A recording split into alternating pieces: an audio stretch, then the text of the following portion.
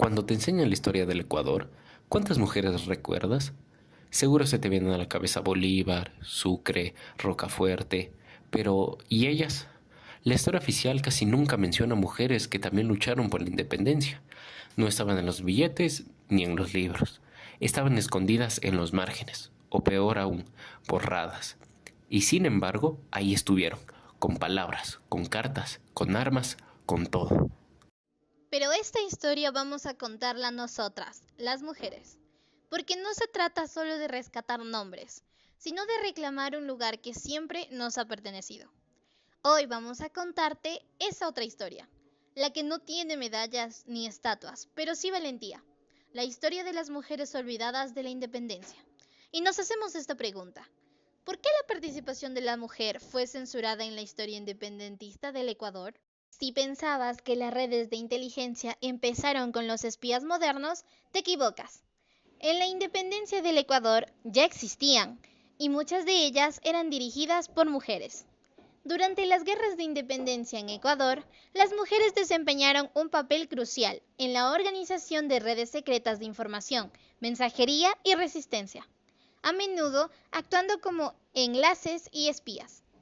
Aunque la historia tradicional ha minimizado su participación, muchas mujeres participaron activamente en la lucha, desde conspiraciones y recolección de fondos hasta el cuidado de heridos y el espionaje.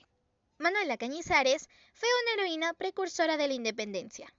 Participó de reuniones clandestinas en las que los quiteños planearon los movimientos en contra de las autoridades españolas. No solo prestó su casa para la reunión del 10 de agosto, fue clave para que esa noche se firmara el inicio de la rebelión. Manuela es famosa por el rol decisivo que jugó la noche previa al primer grito de independencia. ¡Cobardes! Hombres nacidos para la servidumbre. ¿De qué tenéis miedo? No hay tiempo que perder. Cuentan que les dijo a quienes estaban reunidos en su hogar cuando estos comenzaron a dudar sobre si harían el golpe o no. Parada en la puerta para que no salieran, los obligó a continuar, logrando así derrocar al gobierno español. Manuela Espejo, hermana de Eugenio. Sí, pero mucho más que eso.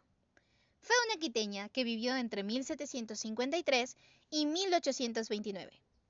Enfrentó los estigmas sociales por su pensamiento y modo de vida, alejado de las convenciones sociales sobre la mujer.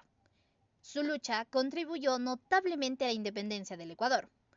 Fue considerada una de las primeras mujeres en ejercer el periodismo en el actual Ecuador, al ser la primera en expresar públicamente sus ideas en la prensa. Pero eso sí, firmaba sus textos con el seudónimo de Eurofilia y publicó sus artículos en el diario de su hermano Eugenio, Primicias de la Cultura de Quito.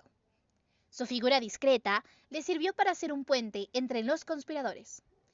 Además del oficio de escritura, Manuela tuvo conocimiento sobre enfermería, algo que sería muy útil para las guerras independentistas.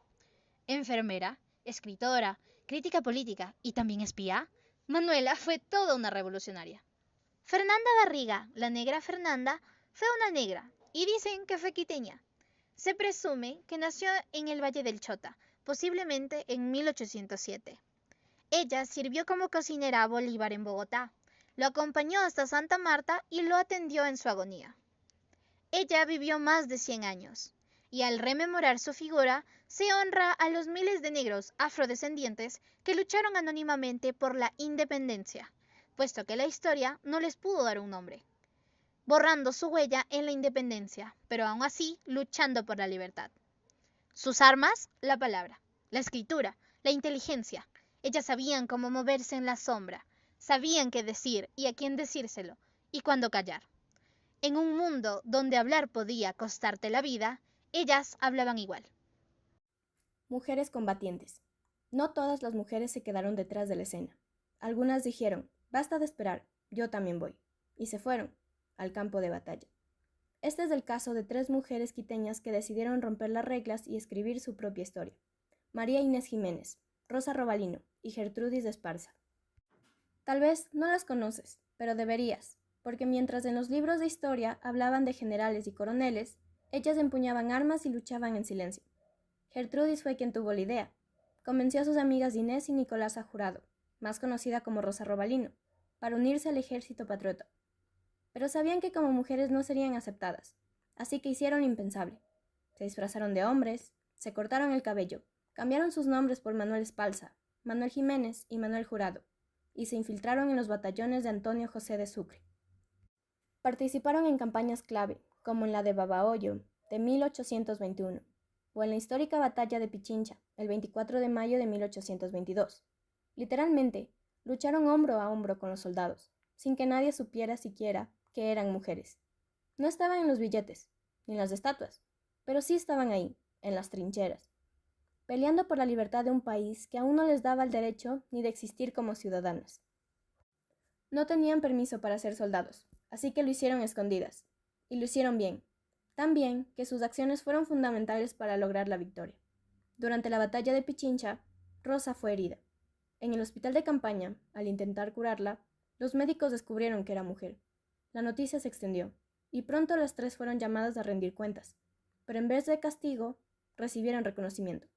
Se presentaron ante el general Sucre, contaron quiénes eran y por qué luchaban, y Sucre, conmovido por su coraje, las ascendió al grado de sargento y las condecoró públicamente. Pero su historia no termina ahí. Inés y Gertrudis siguieron luchando. No se bajaron del campo de batalla tras el reconocimiento. Siguieron adelante, hasta cruzar fronteras, participando en la campaña del Perú, y siendo nuevamente condecoradas tras la victoria en Ayacucho en 1824.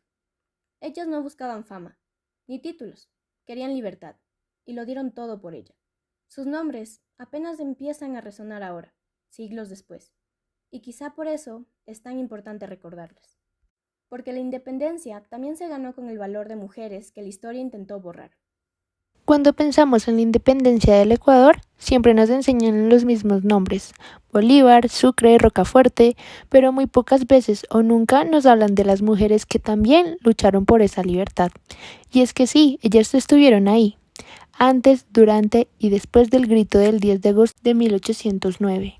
Solo que, después del grito, lo que vino para las patriotas fue el silencio. Un silencio que no fue casual. Mientras los hombres que participaron en la independencia pasaban a ser próceres, presidentes o generales, muchas de las mujeres que habían peleado por la causa fueron borradas de la historia. A ellas no les tocó ningún reconocimiento, no tuvieron calles con sus nombres, ni estatuas, ni libros de historias que contaran su valentía. Las sacaron del mapa. Pasaron de ser valientes y comprometidas con la causa independentista a ser enviadas de nuevo al hogar, a cuidar a los hijos, a coser, a no opinar. La nueva república, esa que ellas también ayudaron a liberar, no las quiso en la política ni en la vida pública. Y lo más triste es que la historia oficial las redujo a papeles secundarios. Las presentaron solo como la esposa de, la madre de, las que acompañaban a, las que esperaban a, como si eso fuera todo lo que habían sido. Pero la realidad fue otra. Muchas de ellas organizaron conspiraciones, escondieron armas, sirvieron como mensajeras, lucharon en batallas y algunas fueron ejecutadas por los realistas por su participación directa en la causa independentista. Una de ellas fue, por ejemplo, Rosa Zarate, una mujer valiente que lideró un grupo revolucionario junto a su esposo. Fue capturada, decapitada y la cabeza fue expuesta en la plaza pública como castigo ejemplar. ¿Qué hizo Rosa? ¿Asesinó a alguien? ¿Traicionó? No, su delito fue luchar por la libertad. ¿Y qué pasó con Manuela Sáenz? Fue clave de la campaña libertadora. Salvó la vida de Bolívar más de una vez, participó activamente en decisiones políticas, fue espía, estratega, combatiente. ¿Y cómo fue recordada? Durante mucho tiempo solo como la amante de Bolívar. Así la historia le quitó su mérito, reduciéndola a un romance cuando en realidad fue una figura pública y militar de peso. Y lo mismo pasó con muchas otras mujeres: Manuela Cañizares, Gertrudis de Esperanza, María Ontaneda, Carmen Larrea. Sus nombres suenan poco o nada, pero estuvieron ahí. Fueron protagonistas, solo que la historia no les permitió ocupar ese lugar, porque después del grito vino un nuevo orden que no estaba hecho para ellas, un orden que las dejó afuera, y con eso vino un silencio. El silencio de las que no podían hablar, de las que no podían votar, de las que no podían decidir. Un silencio que fue muy cómodo para quienes escribieron la historia, pero no para nosotras. A nosotras hoy nos toca romperlo, nombrarlas, recordarlas, reescribir su lugar en la historia, porque no se trata solo de contar el pasado, sino de reconstruirlo con justicia, Las patriotas no desaparecieron y ya es hora de traerlas de vuelta. Reconstruyendo la memoria.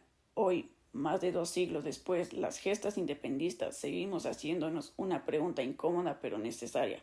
¿Por qué las borraron? La respuesta duele, pero es claro. Las borraron porque eran mujeres.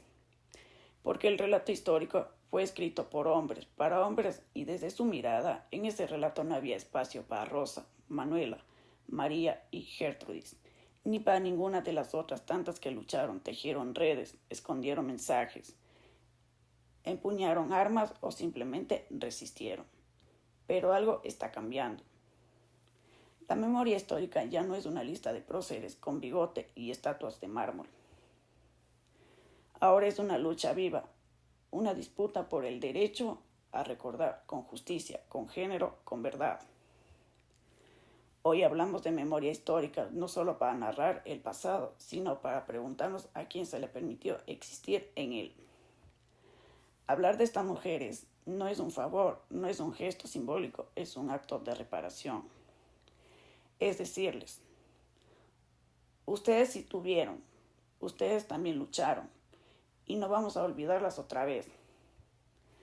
Recordarla no es nostalgia, es un acto de justicia feminista, porque cada vez que decimos sus nombres, desafiamos siglos de silencio.